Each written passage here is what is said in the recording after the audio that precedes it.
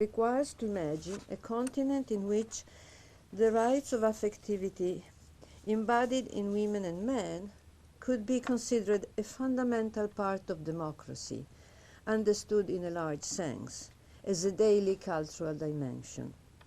Such intent involves a cultural discourse which today receives no attention in the political arena of Europe, although, neither at the continental nor at the national level, although it does find a place in the public sphere created by the feminist discourse. But this is somehow a separated public sphere. This cultural dimension connects the public and the private and reformulates both. I refer to a concept of public dimension of feelings as theorized by thinkers like Lauren Berland and Ernst Zechtovich, with an affirmation of rights in the private sphere and their reverberations in the public one. Therefore, a radical rediscussion of the boundaries between the two, as well as between public and private memories. I would like to take as a point of departure, for what concerns the cultural memory of emotions, the novel Corinne ou l'Italie, Corinne or Italy, published by Madame de Stael in 1807 after her trip to Italy. Madame de Stael was a noblewoman, a writer and intellectual, born in the second half of the 18th century. She was the daughter of the Minister for Finances of Louis XVI, and her mother had a salon in Paris, so did she, a very important intellectual salon.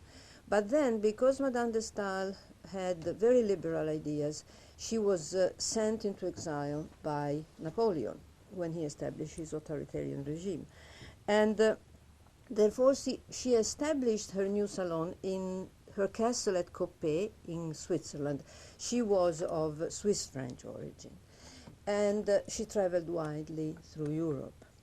This novel, which has been largely forgotten in comparison with other works by Madame de Stael, is relevant to us because the central figure is Corinne, a woman, an artist of great versatility, excellent in many fields, endowed with many natural gifts, poetry, painting, singing, dancing, a beautiful and generous woman who enjoys a great success in the city of Rome where she lives. She's actually born of a British nobleman and an Italian lady, and she is the archetype of the cosmopolitan woman because she speaks many languages, the important European languages for the cultural sphere at the time: Italian, French, German, English, and she is actually at ease in these various countries for what concerns her capacity to interact. Corinne has a sad story, a tragic story. Her mother died when she was 10, and she lived in Florence for some years with an aunt, who then also died, and her father, who had remarried with a Scottish woman, called her to Scotland. In this country is used by Madame de Stael to evidence the difference in the bringing up of young women and women. Because in this country, Corinne experienced the harshness of an education imposed by her stepmother according to local customs, which obliged women to be educated only for marriage, devoted to a husband and a home. And then she had to flee to Rome and left behind her beloved stepsister Lucille, who could not escape the destiny of being educated only for the home. This story is the mirror of Madame de Stael's experience of being an exceptional woman, being Madame de Stael herself objects to this expression. She thought that many women could become so-called exceptional ones if they were allowed to develop freely. So it's not that women are exceptional, some women are exceptional because of some gifts, but because they have been allowed. So the destiny is a mirror of a destiny of a woman in a society that did not recognize women's rights to education and to an honest, independent life. Madame de Stael herself experienced the suffering that such a woman had to face in love relationships with men who preferred less independent women. Her love story was with the intellectual Benjamin Constant, who actually married more of a housewife. And the whole idea is that Corinne prefigures a cultured and liberated woman in a free and united Europe. The dream that Madame de Stael nourished with her group of friends from various European countries at the castle in Coppet. The liberal ideas of the author are transparent in the novel. For instance, there is great space dedicated to the fact that Napoleon looted the Italian works of art and brought them to Paris. And so it's not only for her liberal ideas, but also for her denunciation that Napoleon disliked this novel in particular, as well as Madame de Stael. The attitudes of her epoch are presented as too narrow and limiting for Corinne, especially in the field of affective relationship. So she's not important for us because she represents an exceptional intellectual woman, but because she represents the struggle of women for the right to affectivity as a form of subjectivity. So this is the meaning of the fact that she is loved in this novel by various men from various different countries, European countries, Italy, France, Germany, Britain. Of course, this is a Eurocentric view, and it's even not only Eurocentric, it's Western Eurocentrism. It's a typical Enlightenment position. And all of these men are described by the author of the novel as very limited in their views by narrow national outlooks. They are very national. They are the stereotypes of nationality. So the French is frivolous, and the Italian is a generous prince, and so on. But Corinne is the only European. She is, in comparison with these men encapsulated in their nationalities, she has a wider outlook. And she falls in love, reciprocated, with a British nobleman, Lord Nelvil, but he is afraid of marrying such an independent woman and chooses to follow his father's posthumous advice to marry instead Corinne's stepsister, Lucille. In the course of this dramatic experience, Corinne loses all her creativity and ends up letting herself die after having taught music to her niece, Lucille's and Neville's daughter. This young woman, very similar to Corinne, will continue a genealogy of women through her art and her heritage. The Europe that Corinne prefigures has a great cultural memory, but also a memory of oppression and repression, of exclusion of many from the enjoyment of rights in the public and the private spheres.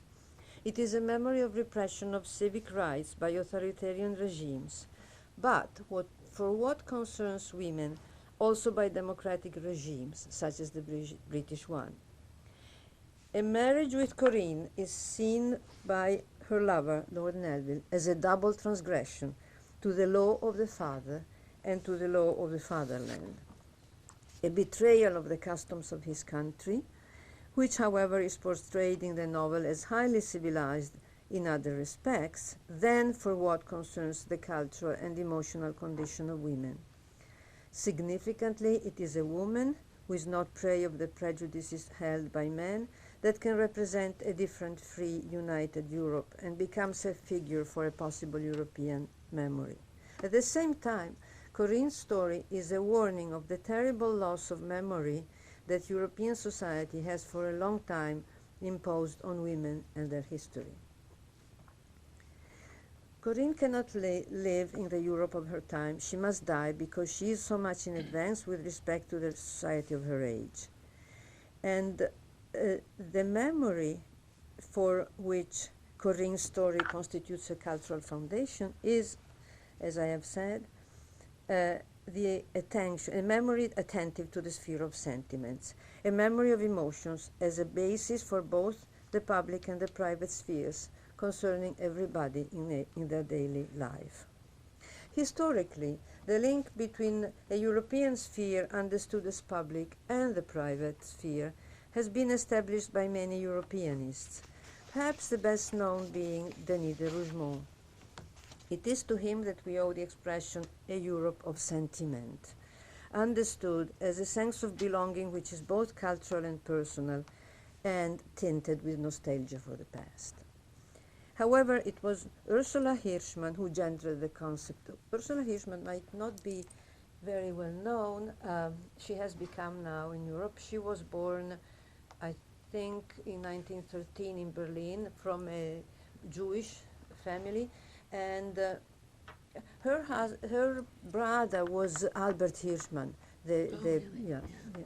And but Albert said he lost one N in this country because his Hirschmann was written on it. Anyway, they both had to flee from Berlin because of the Nazis and went first to Paris and then to Rome.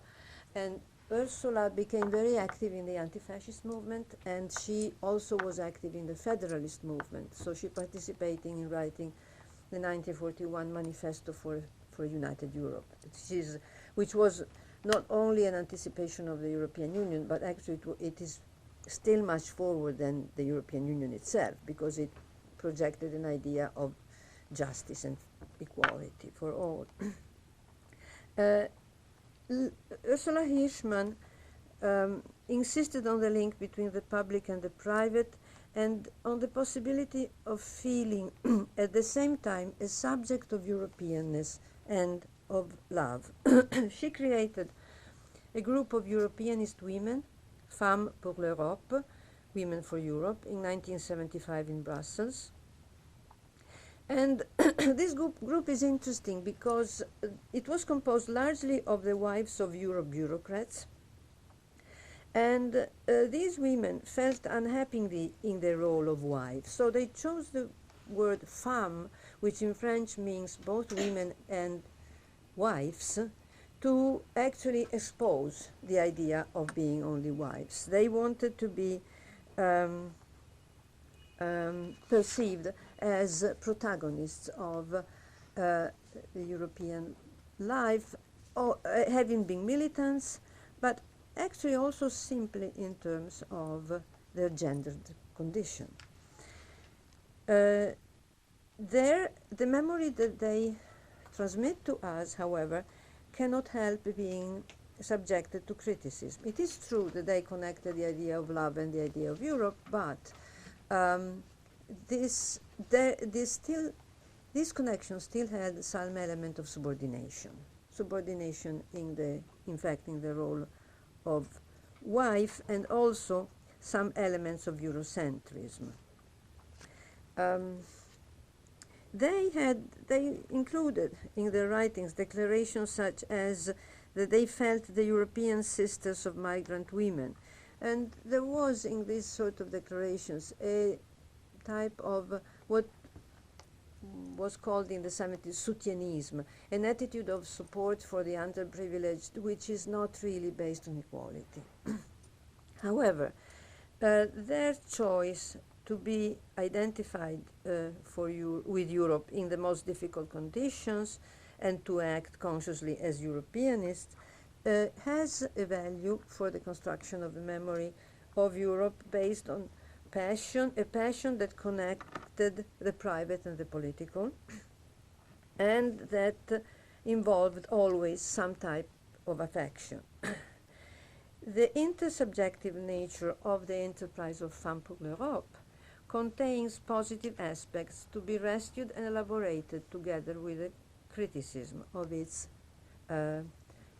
anachronistic for us today aspects. Thus, in this sense, if subjected to this re-elaboration, their effort can become a part of a memory for a possible Europe.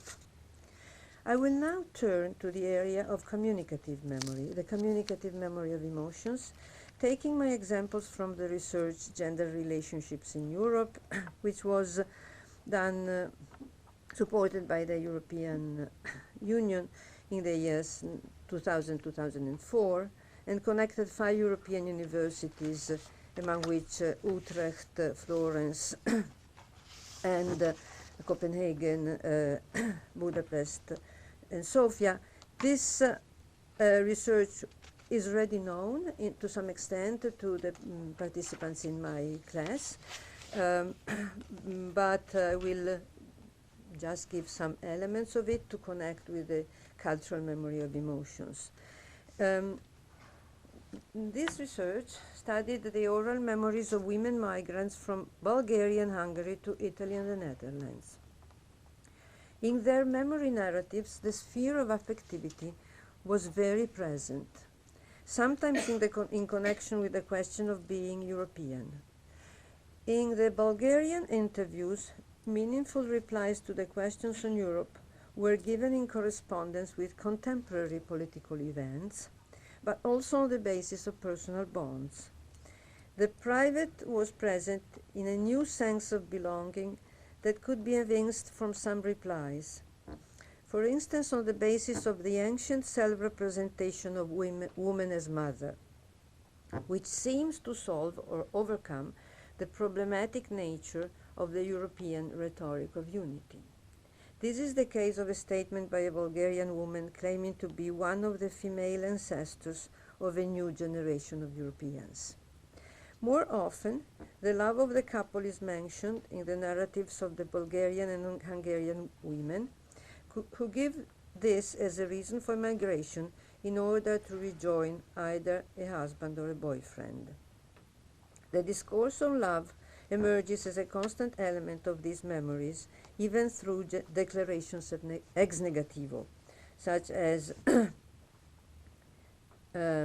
my goal was obviously, she is Bulgarian, my goal was obviously to see, to learn, to visit. I haven't met my great love, as if the imaginary around migration necessarily included love in one way or another. In real life, sometimes migration induced a breakup. And therefore, this memory is very strongly connected with an imaginary of love. There are important elements given also, however, in the interviews about the fact that even democratic states like the Netherlands practice a sort of invasion of the private and intimate sphere by obliging people who want to marry, if they are not on its territory, if they are not of Dutch nationality, to prove in some way that they are actually in love and not contracting a so-called fake marriage. So there are these elements of connection between interpenetration between public and private. In the interviews, a flexible attitude emerges in the sense of a capacity to move, motivated by love relationships, and at the same time by the wish to learn languages, find new jobs, bridge cultural differences. Love appears, in a certain sense, to be a force pushing towards a continental dimension. And it is, however, paired with nationality. Therefore, it is an emotion that does not rule out other emotions, such as the pride for one's nationalities or for one's work. For what concerns Europe, the interviews with Bulgarians and Hungarians seem to confirm at a simpler level of expression what the experience of Femmes pour l'Europe suggested. Tentative new ways of feeling European are possible, linked with new developments in emotional life, capable of bringing the contribution of the private into the public. Personal memories offer instances of a love that is a driving force in bridging cultural differences, one of the forces that move people towards change, at the same time informed by previous and new loyalties. This approach is adequate to situations undergoing changes, since it is pragmatic, attentive to personal feelings and to cultural traditions of different countries. Although this basis for new forms of Europeanness can also be seen as frail and contradictory. In this sense, the combination of the personal memories of women migrants with the cultural memories represented by Corinne through the mediation of Femmes pour l'Europe is relevant, because it is this combination of different cultural and communicative memories of emotions that can create somehow the image of new Corinnes.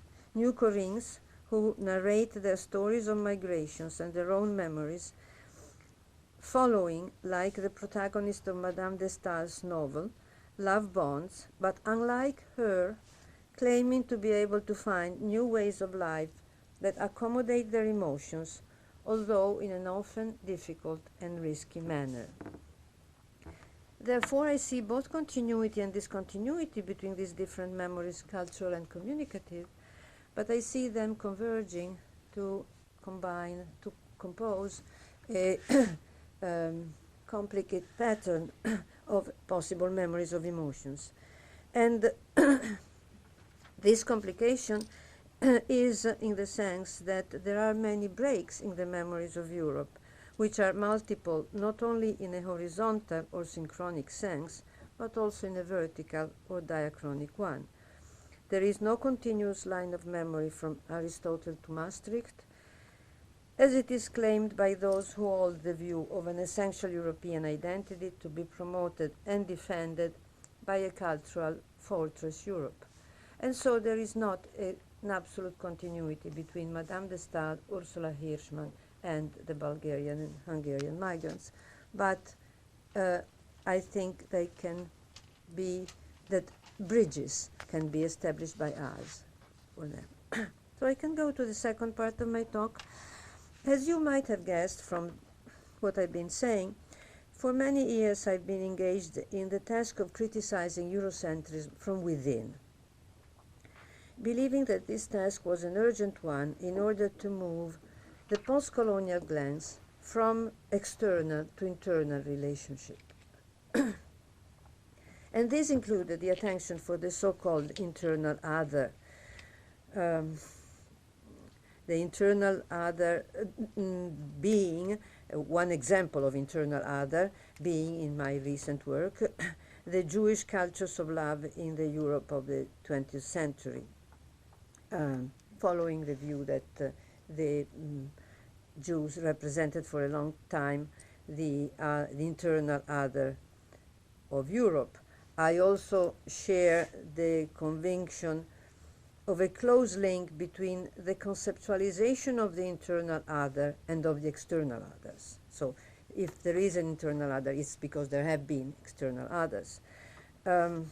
This was evident, for instance, in the type of racist discourses developed by Nazism and Italian fascism, which put together the Jews and Negroes precisely on the point of their incapability to experience courtly and romantic love, a supposedly European exclusive specialty.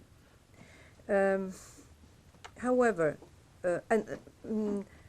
this is a historical perspective, but I also share Talal Assad's conviction that in Europe today, Arabs are the present day's Jews.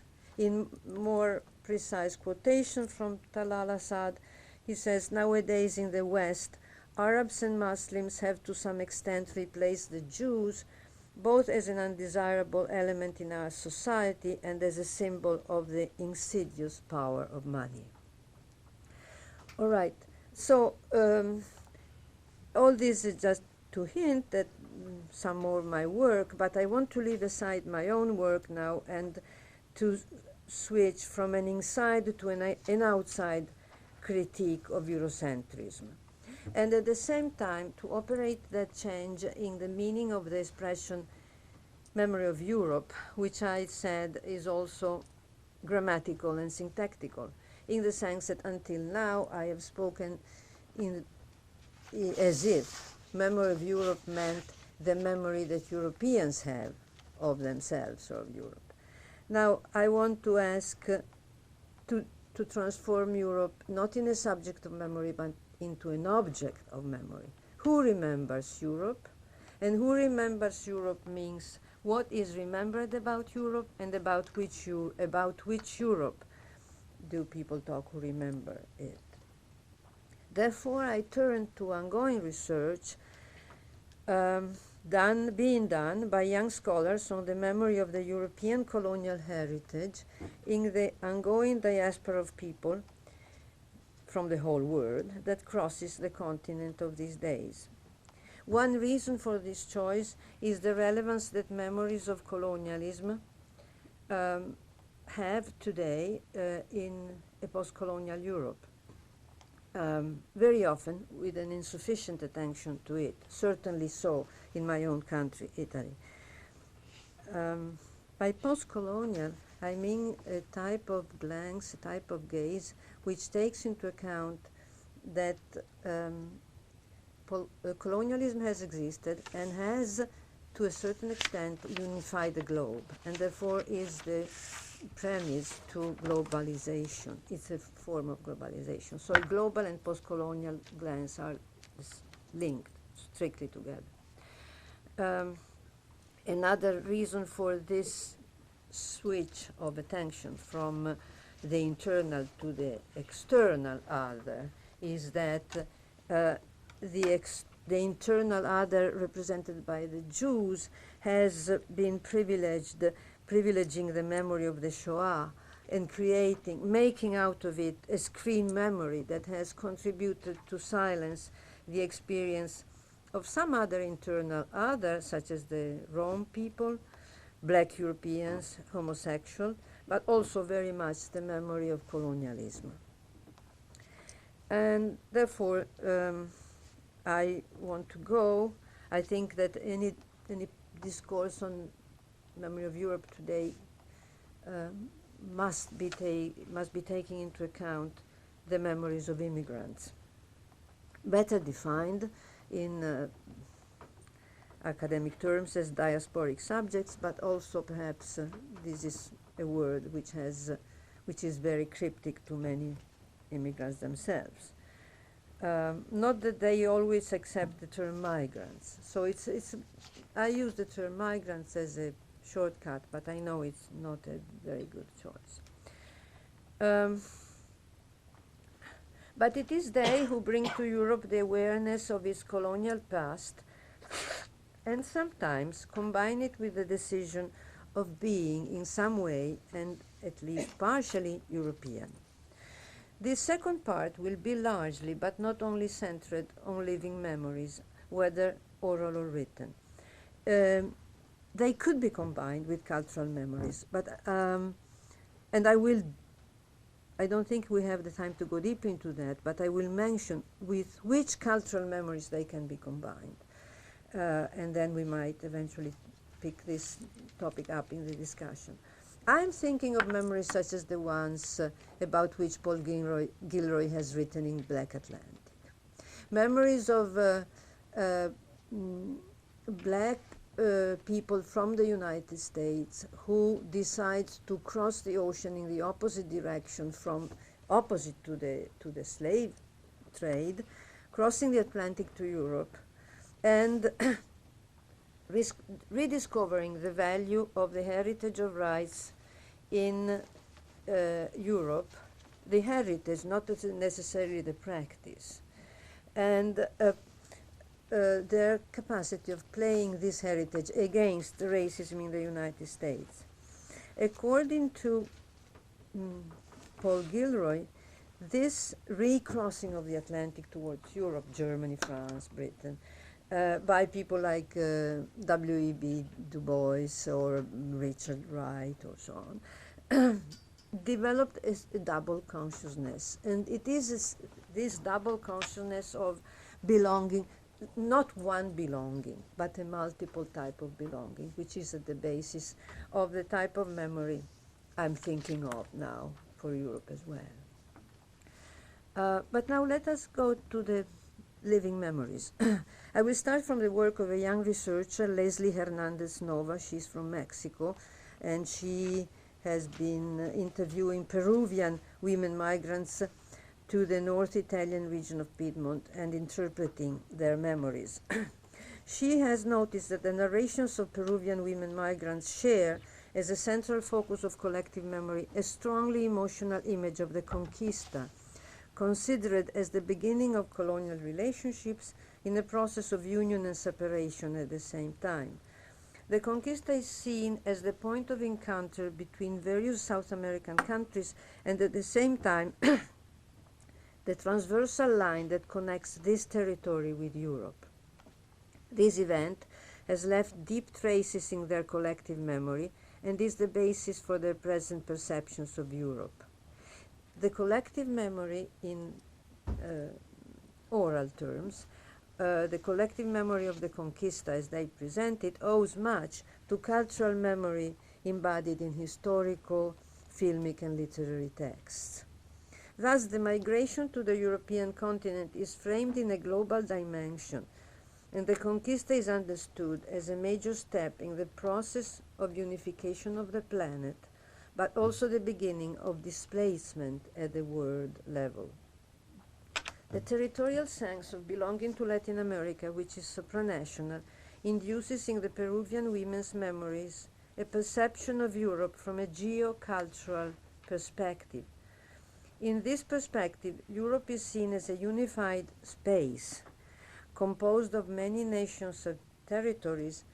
It's a territory sometimes seen as more united than it really is, since the migrants project the unifying vision of Latin American culture on the European case.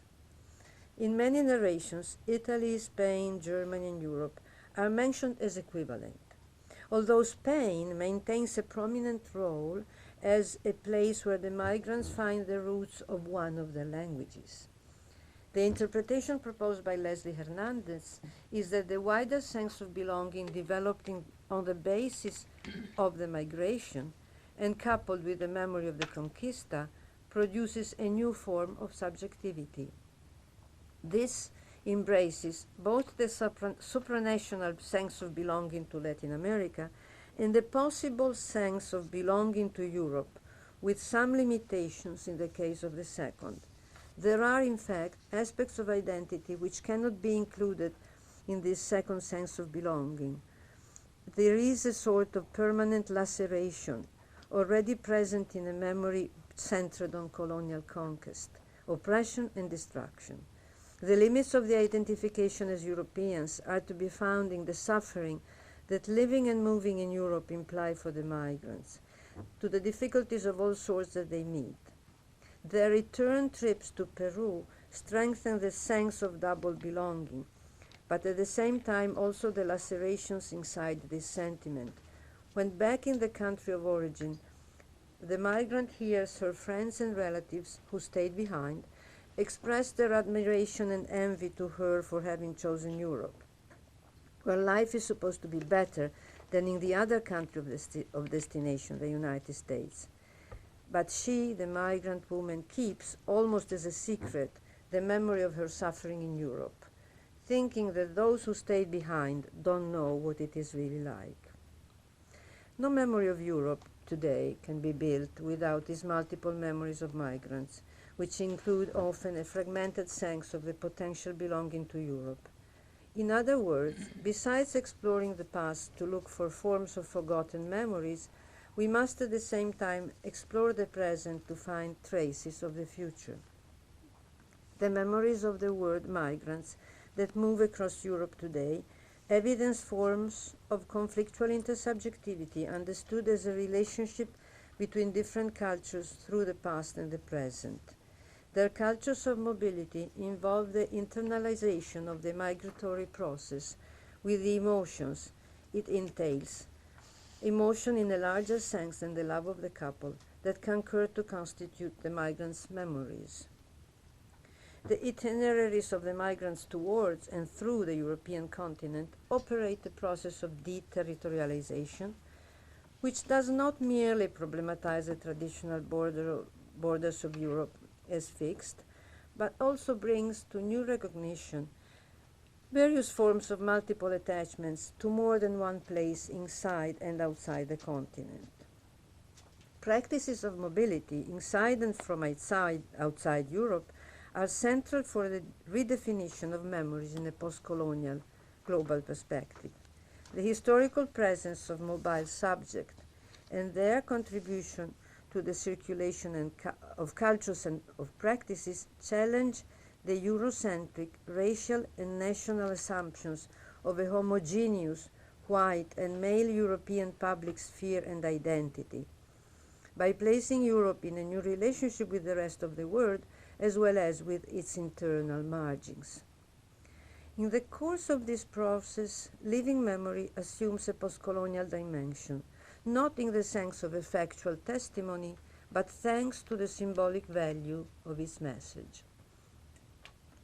This is why I would like now to go to a postcolonial memory which is being constructed in Italian by writers of Ethiopian, Eritrean, and Somali origin. Italian colonialism in those areas lasted from 1882 to 1941. It is interesting that the great majority of these new writers are women, in a process relatively new for Italy and closely linked in its growing dimension with the immigration from the south of the world to Italy in the very last decades. On this topic, I take my examples as well from the work of young researchers who are studying postcolonial Italian literature. On the basis of published and unpublished autobiographical novels, Moira Luraski, another of these young researchers, has found that during the first phases of the African migration to Italy, the migrants had an image of Europe that coincided with that of Italy, while in the last 20 years, Europe started to be conceived as a unitary bloc within which it became possible to choose among various countries of destination, including Italy. This change in perception testifies an enlargement of the vision of Europe and the redefinition of the image of Italy, as well as a modification of memory in respect to the relationship between Europe and its nations. At the same time, the memory of Italian colonialism remains central. For instance, Luraski's analysis confirms the role of memories of métissage and of madamato. Madamato was the cohabitation of African women, called madame, and Italian men, mostly military, in the 1930s. This practice was declared illegal by the fascist government in 1937. It was a crime. Their memories of abused women's bodies have been transmitted through generations on the basis of oral narrations that connect the past and the present.